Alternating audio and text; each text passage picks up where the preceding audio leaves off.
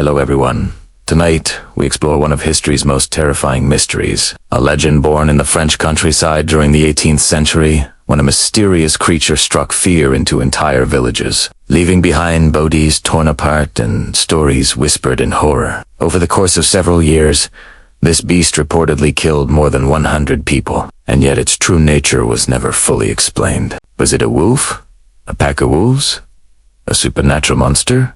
Or something else entirely? This is the chilling story of the Beast of Gévaudan. Our journey begins in the year 1764, in the rural province of Gévaudan, located in south-central France. At that time, Gévaudan was a remote and rugged region, full of forests, hills, and farmland. Life was simple but harsh, with people relying heavily on livestock, agriculture, and the safety of their close-knit communities. But that sense of safety was shattered when reports began to spread of a strange beast attacking people in the countryside. The first recorded victim was a young woman tending cattle near the village of Longo. She was killed in a brutal attack that villagers quickly blamed on a monstrous wolf-like creature. Soon, more victims followed, mostly women and children working in fields, tending animals, or traveling alone through wooded paths. Witnesses described a terrifying animal, larger than a wolf, with reddish fur, a huge head,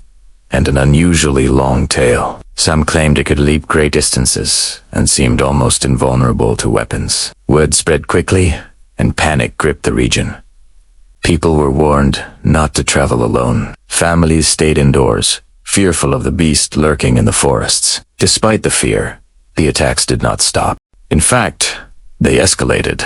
By the end of 1764, dozens had been killed, and the authorities could no longer ignore the terror sweeping through Gévaudan. Local hunters tried to track and kill the creature, but their efforts often failed. The beast was cunning, attacking in isolated areas and vanishing before it could be caught. The victims were left in gruesome conditions, with their throats torn out and their bodies mauled. The brutality of the attacks convinced many that this was no ordinary wolf. The situation became so dire that King Louis XV himself took notice. Determined to restore order and protect his people, he sent royal hunters and even soldiers to Gévaudan. One of the king's best wolf hunters, Francois-Antoine, arrived in 1765 with a team of men, guns, and dogs. After weeks of searching, they managed to kill a massive wolf, measuring over 5 feet long. Believing this was the infamous beast, they displayed the carcass and declared victory. For a brief time, the region breathed a sigh of relief.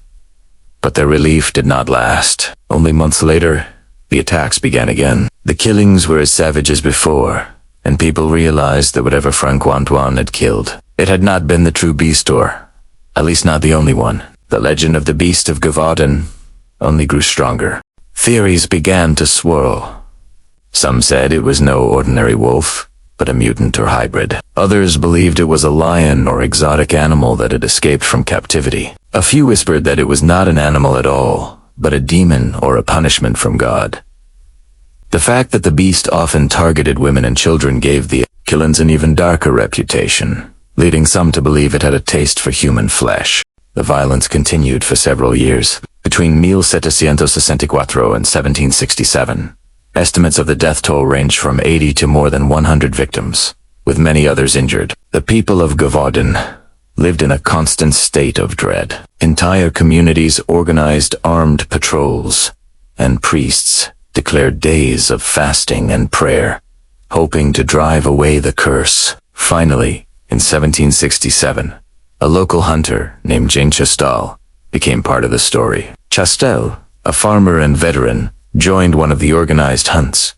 According to legend, he carried a special bullet made of silver and blessed by a priest. When the beast appeared, Chastel fired and killed it. The body was described as massive and strange-looking, unlike any ordinary wolf. After that day, the attack stopped, and Gévaudan was at peace again. But was Jean Chastel truly the hero who ended the reign of the beast, or was his story embellished by folklore? Some say his kill was real, and the beast was indeed an unusually large wolf, or wolf-dog hybrid. Others argued the legend of the silver bullet was a later invention, added to give the story a more mythical quality. The mystery deepens when we consider the evidence. Records show that wolves were certainly common in France at the time, and often dangerous. However, the sheer number of victims and the descriptions of the beast's unusual appearance make many historians doubt it was just an ordinary wolf. Some researchers have suggested it could have been a lion brought to Europe by exotic animal traders, while others think it might have been a hyena or some other non-native predator. There are even darker theories. Some have proposed that the beast was a trained animal used by a human killer, perhaps a wealthy aristocrat or outcast. Others wonder if the murders were exaggerated or turning natural wolf attacks into a legendary monster story. The involvement of the king, the hunts, and the folklore all help shape the narrative into something larger than life. What makes the Beast of Gévaudan so fascinating is that it straddles the line between history and myth. We know that real people were killed.